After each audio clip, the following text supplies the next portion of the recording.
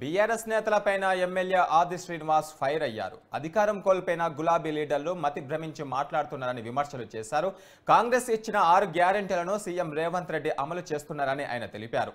మరో 2 గ్యారెంటీలు కూడా అమలు చేయబోతున్నారని అంటున్న ఎమ్మెల్యే ఆది శ్రీనివాస్తో మా ప్రతినిధి భవిత ఫేస్ టు ఫేస్. పాటు ఉన్నారు వేములవాడ కాన్స్టిట్యున్సీ ఎమ్మెల్యే ఆది శ్రీనివాస్ గారు. సార్ చెప్పండి సార్, నిన్న మీ నాగర్ కర్నూలుకి వచ్చి కేటీఆర్ కొన్ని వ్యాఖ్యలు చేయడం జరిగింది. దీనిపైన మీరు ఎలా స్పందిస్తున్నారు? ఇప్పుడు అధికారం కోల్పోయిన తర్వాత మైండ్ బ్లాక్ అయి ఇంకా కోలుకోని విధంగా మరి మాటలు, మతి లేని మాటలు, మతి తప్పిన మాటలు, ఈరోజు ఫ్రస్ట్రేషన్ లోనైనటువంటిగా ఆ మాటలను చూడాలి.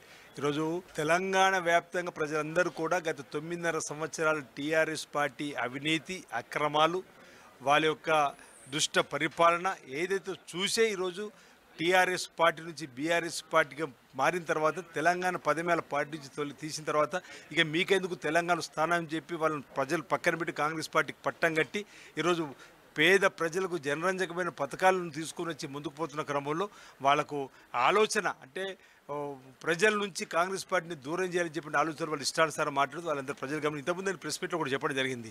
వారి అన్నీ కూడా మతిలేని మాటలు. తప్పనిసరిగా ప్రజలు ఈ లోక్సభ ఎన్నికల్లో కూడా తగిన గుణపాటు చెప్తారని చెప్పి సందర్భంగా తెలియజేస్తా ఉన్నాం. రేపు చేవెళ్ల సభలో ఎవరెవరు పాల్గొనబోతున్నారు? రేపు మరో 2 గ్యారెంటీలను అమలు చేయబోతున్నారు. రేపు చేవేళ్ళ ఇదివరకు 2 గ్యారెంటీలు అమలు చేసినాం. రేపు చేవేళ్ళ సభలో మరో 2 గ్యారెంటీలు అమలు చేయబోతున్నాం. ఒకటేమో 500 రూపాయలకి సిలిండర్ ఇవ్వడానికి కోసం, మరొకటి 200 యూనిట్లలోపు కరెంటును ఉచితంగా ఇచ్చేటువంటి పథకాలను పేద ప్రజలకి కాంగ్రెస్ పార్టీ మేనిఫెస్టో ఇచ్చినటువంటి ఏవైతే 6 గ్యారెంటీలలో మరో 2 ప్రధాన గ్యారెంటీలు రేపు చేవేళ్ళ సభలో అమలు చేయబోతా ఉన్నాం. అంటే అధికారంలోకి వస్తామనేసి అనుకోకుండానే కావాలనేసి ఇష్టమున్నని హామీలు ఇచ్చి ఇప్పుడు బెంబేలెత్తున్న పరిస్థితి కనబడుతుంది కాంగ్రెస్ వాళ్ళది. ఇప్పుడు రానున్న ఎలక్షన్ కోడ్ ఉన్న నేపథ్యంలో ఇవన్నీ పక్కదారి పట్టించే ప్రయత్నం చేస్తున్నారని చెప్పేసి వాళ్ళు చెప్తున్న పరిస్థితి. దీనిపై అరే అమలు చేయవచ్చున్నాం. 2 ఇదివరకు అమలు చేసినాం, మరో 2 రేపు అమలు చేయబోతున్నాం.